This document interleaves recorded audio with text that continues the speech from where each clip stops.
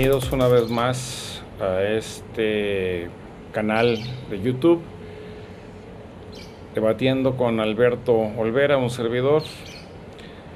Hace tiempo que no tenemos la oportunidad de platicar, ha habido muchas ocupaciones de fin de año, pero quisiera cerrar este periodo con una reflexión final acerca de los acontecimientos que hemos vivido en este 2025. Ha sido un año muy movido, tanto en el nivel nacional como en el internacional.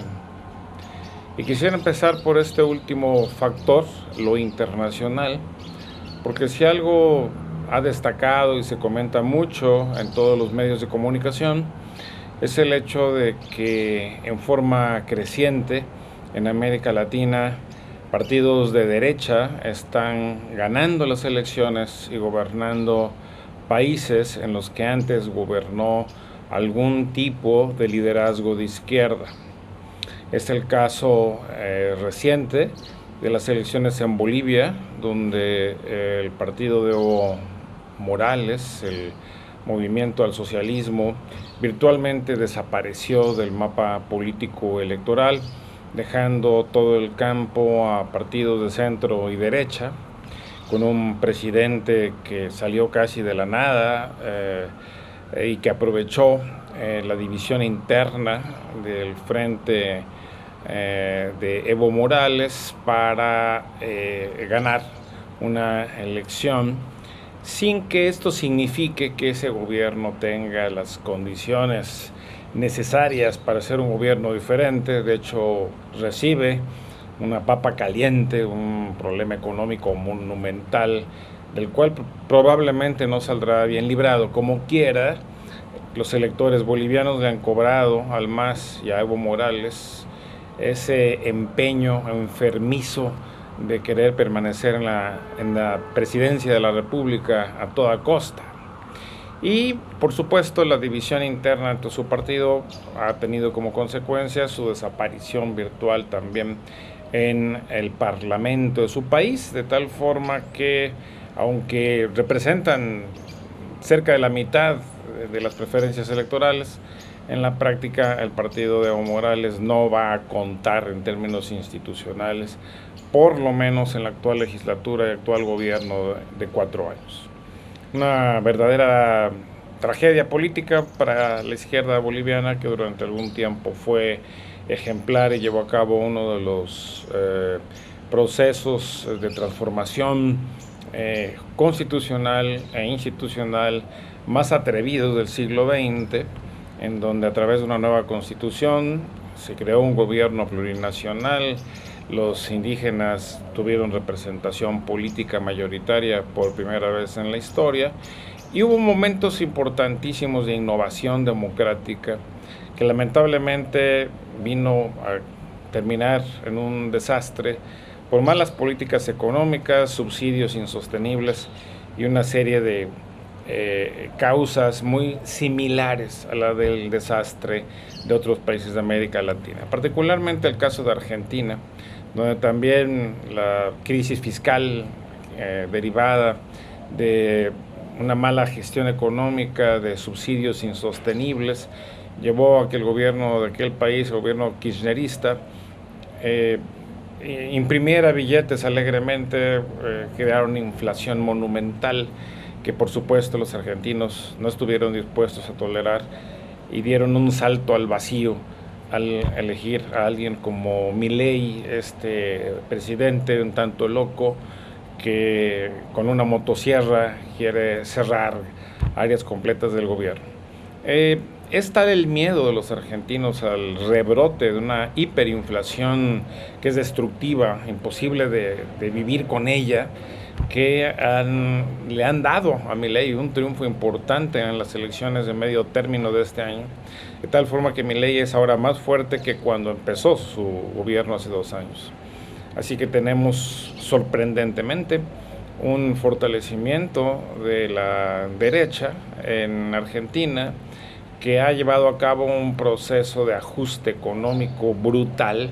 casi pinochetista, pero que ha tenido como consecuencia, en efecto, una caída considerable de la inflación, que era el principal problema vivido por los argentinos. Por otro lado, tenemos la elección reciente en Chile, que más o menos estaba previsto, le dio el triunfo al señor José Antonio Kast, un político ultraderechista, pinochetista, que apoyó a Pinochet en sus tiempos juveniles. Un verdadero retroceso histórico increíble de 30 años en términos de los avances que se habían logrado en Chile en cuanto a la consolidación de un centro izquierda como un gobierno hegemónico durante muchos años. Un centro izquierda que ciertamente llevó a cabo una política neoliberal muy radical, por cierto, y que tuvo éxito económico al principio, pero que después dejó una estela de consecuencias sociales muy terribles, particularmente una privatización de la educación y de la salud que alcanza niveles increíbles para cualquier estándar latinoamericano, en donde la izquierda, digamos, fomentó este modelo de privatización, individualización por consiguiente de los derechos sociales, a un grado poco visto, digamos, a nivel global, y entonces viviéndose una paradoja entre una izquierda que hipotéticamente debería de haber garantizado vía Estado los derechos más básicos, y que sin embargo terminó siendo más bien la creadora de un orden neoliberal radical, que por supuesto trajo como consecuencia múltiples descontentos. Ya en 2019 hubo un estallido importantísimo en Chile con manifestaciones, violencias, la llegada de un proceso constituyente inédito en Chile, que sin embargo terminó en un fracaso porque la izquierda radicalizada logró diseñar una constitución que no fue aceptable para la mayoría de los chilenos por su radicalidad. Luego la vuelta, porque otro nuevo proceso constituyente le permitió a la derecha hegemonizar y hacer una constitución igualmente inaceptable para la mayoría de los chilenos. Pero en medio de todo ese vacío, lo que tuvimos fue el colapso del viejo orden político y la apertura de espacio para que un derechista radical como Kast ganara la elección presidencial. No obstante, eso no quiere decir que Kast vaya a ser un gobierno ultraderechista. No tiene mayoría parlamentaria su partido. De hecho, él tendrá que integrar un frente de las múltiples derechas que hay en Chile. Y a su vez el centro y la izquierda todavía conservan el control de la mitad del Parlamento. De manera que tampoco veremos algo muy radical en Chile. Sin embargo, la llegada de la derecha en Chile se alimenta, al igual que en otros países de la región, y sobre todo, igual que otros países de Europa y en Estados Unidos, de un rechazo a la inmigración masiva, en el caso de Chile, de venezolanos en primera instancia, que han salido por oleadas, por cientos de miles a raíz del colapso de Venezuela, y por otro lado también de bolivianos que huyen de la crisis económica de su país, y por tanto están cambiando el medio social chileno, muy encerrado en sí mismo históricamente.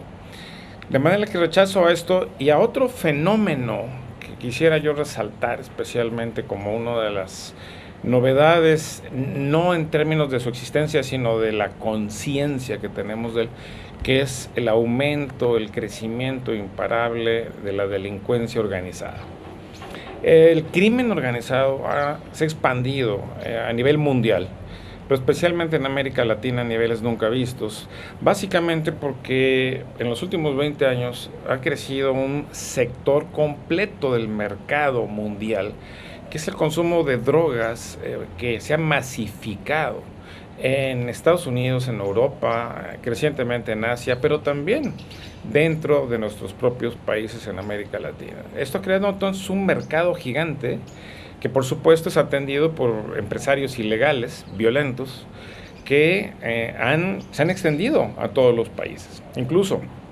aquellos que habían sido históricamente pacíficos y seguros, como Chile, como Costa Rica, Ya los demás países no vamos a decir demasiado, pero que han invadido, digámoslo así, las calles con droga y han generado entonces un ambiente que, aunque en términos de México sea poco relevante la cantidad de asesinatos que hay en Chile, y todavía es pequeña la cantidad de chantajes y de otras actividades del crimen organizado. Sin embargo, lo cierto es que hay una gran cantidad de crímenes que tienen a los chilenos sumamente molestos con su vida diaria.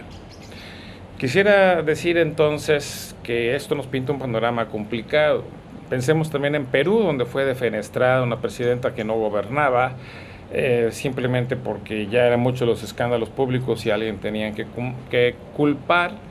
Pero en Perú, perdón, solo existen partidos de centro derecha, no existe una izquierda organizada.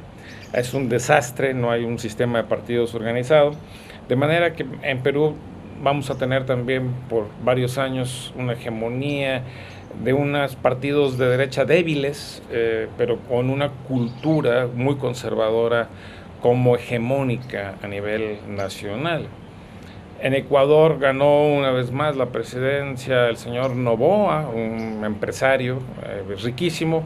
que ha acentuado cada vez más su derechización, también como respuesta a el problema de la delincuencia, ahí sí, gravísimo en Ecuador, porque se convirtió en un país de paso preferencial para la salida de cocaína colombiana hacia los mercados de Oriente y del lado Pacífico de Estados Unidos. De manera que tenemos un panorama muy triste, con la perspectiva además de que en Colombia el año próximo también pueda ganar a la derecha una vez más las elecciones, habida cuenta de que el gobierno de Petro no logró consolidar un proyecto alternativo de gobierno, por muchos factores, entre otros también la habilidad escasa en términos políticos para gobernar con alianzas con el centro, dado que Petro no tenía mayoría parlamentaria desde el principio de su gobierno. Y finalmente el gran país de América del Sur, Brasil, en donde Lula, el presidente, gobierna en el vacío porque finalmente tampoco tiene mayoría parlamentaria. Hay una especie de dictadura parlamentaria porque los diputados de ese país tienen capacidad de definir el uso del presupuesto en ciertas cantidades para fines específicos, de tal forma que en Brasil en realidad la presidencia ha perdido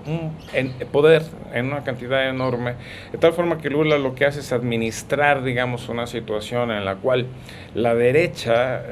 bolsonarista existe como una fuerza social y cultural con pretensiones hegemónicas, de tal manera que no podemos pensar que Brasil sea en realidad hoy un gobierno de izquierda, sino es un gobierno de centro que sobrevive penosamente.